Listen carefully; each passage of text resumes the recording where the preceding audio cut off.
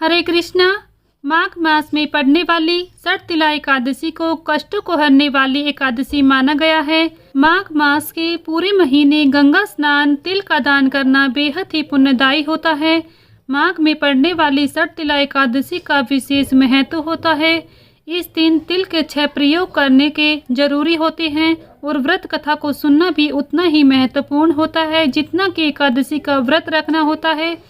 माना जाता है कि यदि षटतिला एकादशी का व्रत नियमों के साथ पालन कर लिया जाए तो और कथा इसमें ना सुनी जाए तो व्रत का पूर्ण फल नहीं मिलता है। व्रत कथा के बिना व्रत अधूरा ही माना जाता है। इसलिए षटतिला एकादशी के दिन व्रत कथा को सुनना न केवल व्रत को पूर्ण करता है बल्कि इससे मनुष्य के सारे कष्ट, दरिद्रता, दुर्भाग्य का नाश होता है। आज की जो कथा है वो नारद जी को भगवान श्री हरि विष्णु ने स्वयं सुनाई थी। आज की वीडियो में आप सभी षटतिला एकादशी की व्रत कथा को सुनेंगे।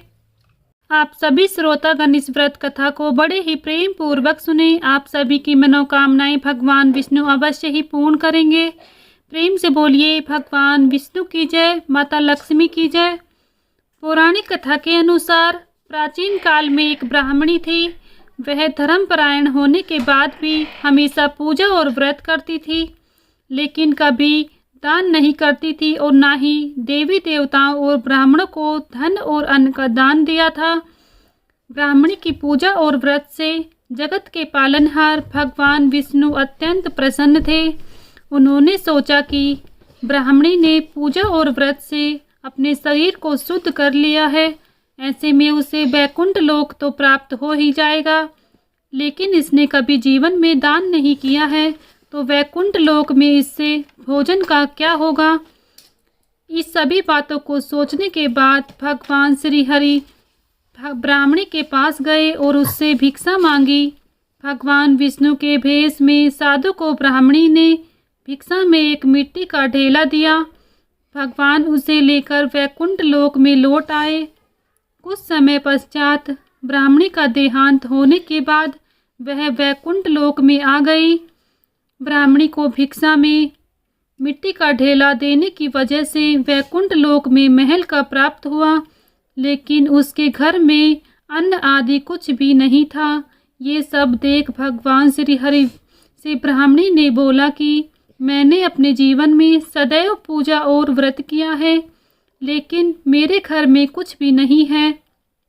भगवान ने उसकी समस्या सुनकर कहा कि तुम वैकुंठ लोक की देवियों से मिलकर षटतिला एकादशी व्रत और दान का महत्व सुनो, उसका पालन करो। तुम्हारी सारी गलतियां माफ होंगी और मनोकामनाएं भी पूर्ण होंगी। ब्राह्मणी ने देवियों से षटतिला एकादशी का महात्म सुना और इस बार व्रत करने के साथ तिल का दान किया। मान्यता है कि षटतिला एकादशी के दिन व्यक्ति जितने तिल का दान करता है उतने 1000 वर्ष तक वैकुंठ लोक में सुख पूर्वक रहता है। तो भक्तों, ये थी षटतिला एकादशी की व्रत कथा। अगर आप सभी को पसंद आई है तो प्लीज़ वीडियो को लाइक शेयर करें। चैनल पर नए हैं तो चैनल को सब्सक्राइब करना ना भूलें। साथ ही बेल आइकन को प्रेस कर लें, जिससे आप सभी को व्रत और त्योहारों से जुड़ी संपूर्ण जानकारी देखने को मिलेंगे। मिलती हूँ नेक्स्ट वीडियो में, तब तक के लिए सभी को राधे राधे। जय श्री कृष्णा।